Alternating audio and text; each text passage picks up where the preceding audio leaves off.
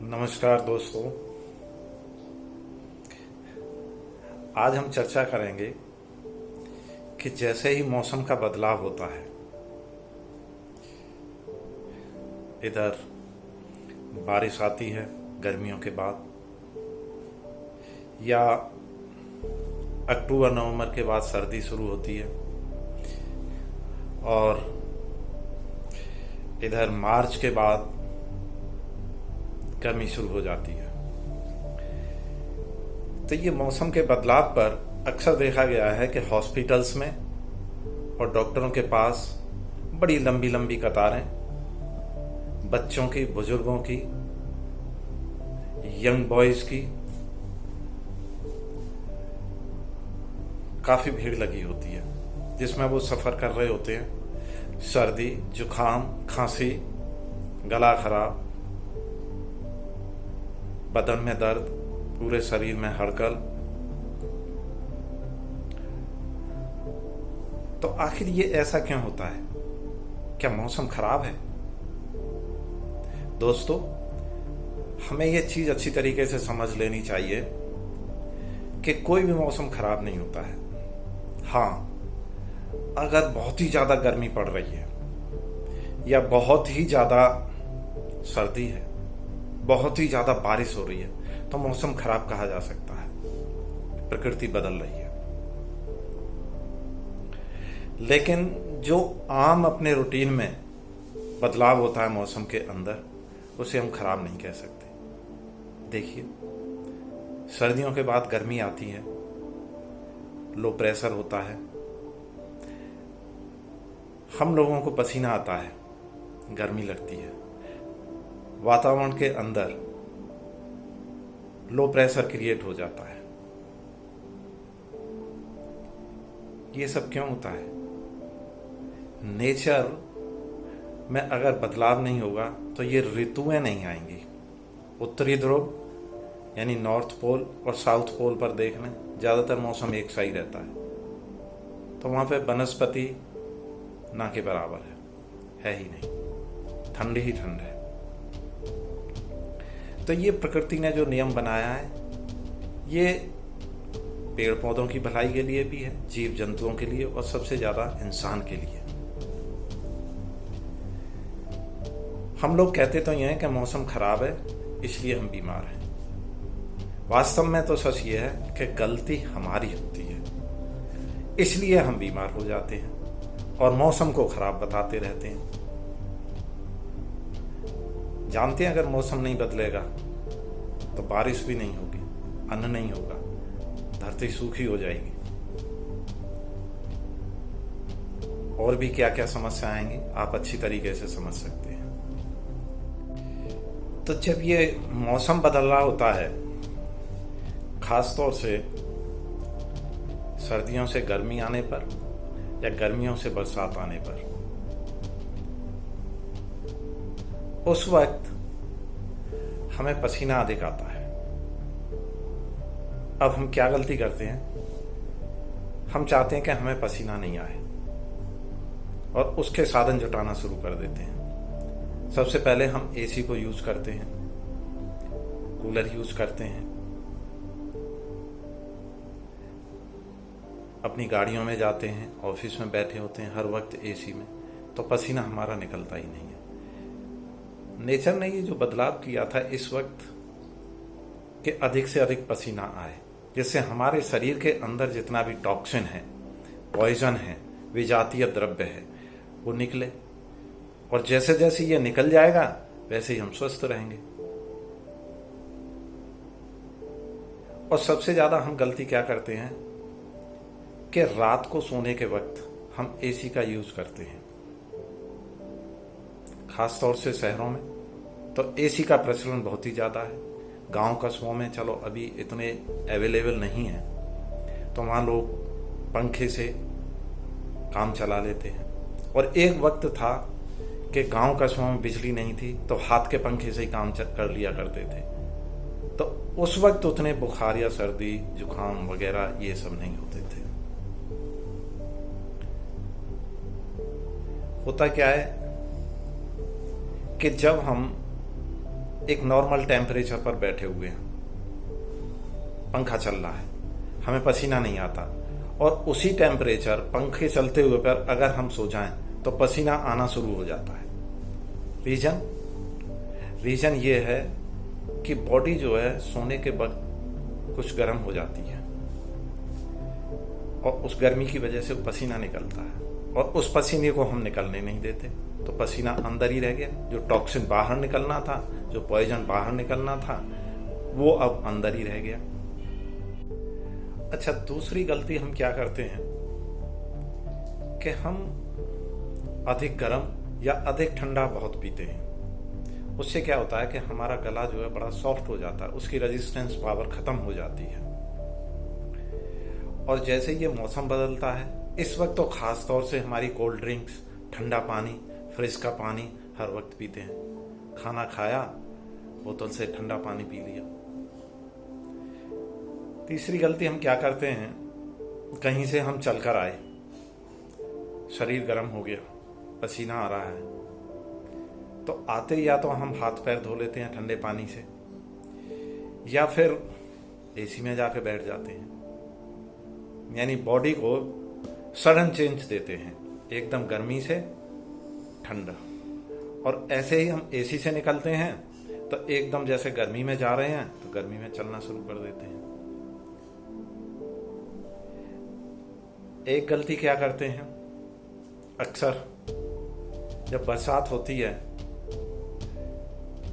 तो घरों में कुछ ऐसी कल्चर बन चुकी है, चलिए बरसात हो रही है, आज तो समोसे या पकौड़े बनाए जाएं या बाजार से मंगाए जाएं। यानी भारी खाना, तला हुआ खाना, इसका हम ज्यादा यूज करते हैं। जबकि जब बरसात आ जाती है तो उस वक्त हमें लाइट खाना खाना है, क्योंकि बरसात में हमारा डाइजेस्टिव सिस्टम बड़ा ही पुअर हो जाता है, पचाने की शक्ति कम हो जाती है। डाइजेशन का संबंध सूरज की गर्मी के साथ है। जैसे जैसे ये सूरज छिप जाता है या शाम की तरफ जो है डाइजेशन हमारा हल्का होता चला जाता है, रात में बहुत ज्यादा हल्का हो जाता है। इसकी डाइजेस्टिव जो पावर है हमारे सिस्टम की, वो कम पड़ जाती है। इसलिए हमें जो है हल्का खाना खाना चाहिए। तो ये कुछ गलतियां हैं जिन्हें हम करते रहते हैं,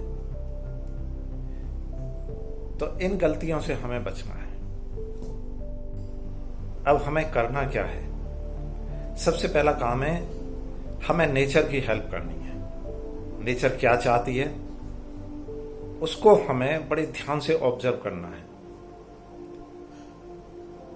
फॉर एग्जाम्पल, जैसे मौसम चेंज होता है तो सब धर्मों के अंदर एक फास्ट का यानी व्रत उपवास रखने का एक नियम बना दिया और धर्म के साथ जोड़ दिया उसको। तो इससे हम सबक ये ले सकते हैं कि हमें या तो फास्ट कर लेना चाहिए, फास्ट नहीं कर सकते हैं तो भूख लगने पर हल्का खाना खाएं। तो मौसम बदलाव के साथ जो भी हम पर वायरस का, बैक्टीरिया का जो भी अटैक होना है वो होगा नहीं।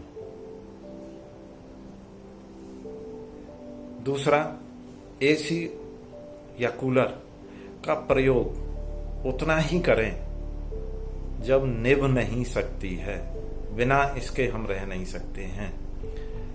और एसी या कूलर का टेम्परेचर इतना नहीं रखना है कि शरीर की कुल्फी जमने लगे, कंबल ओढ़ के हमें लेटना पड़े। हमें बड़ा प्लीजेंट टेम्परेचर रखना है, बहुत हल्का।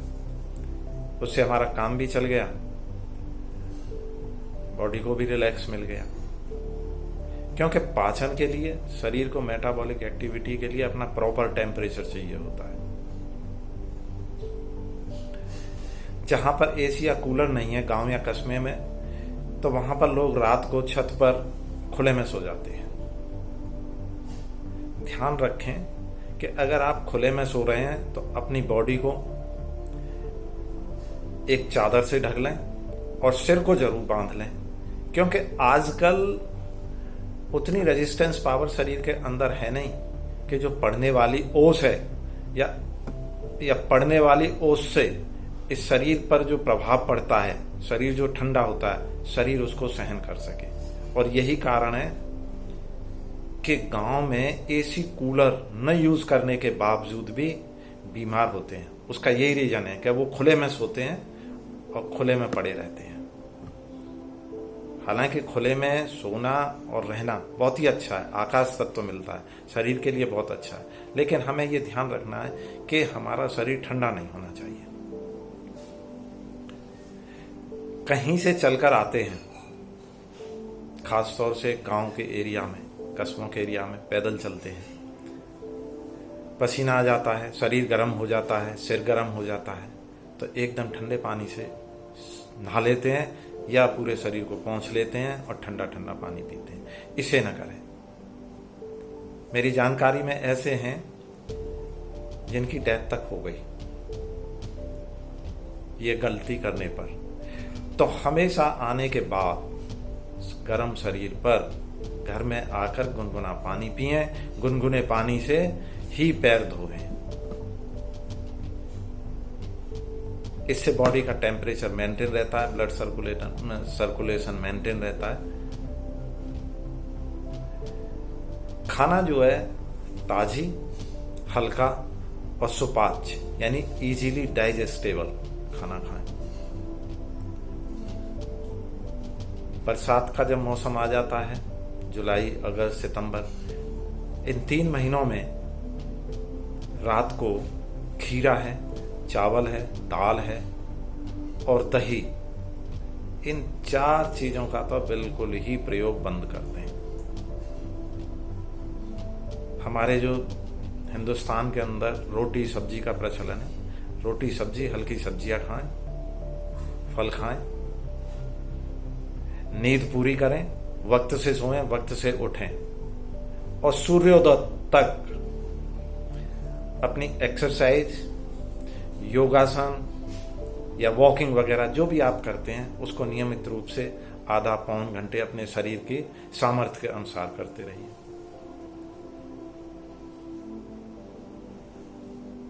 अगर आप बार बार ठंडा गर्म पीते हैं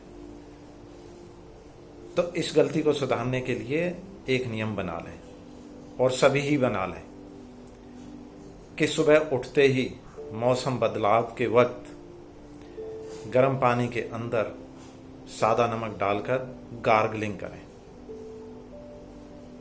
इससे आप मौसम से होने वाला जो भी इन्फेक्शन है उससे बच जाएंगे।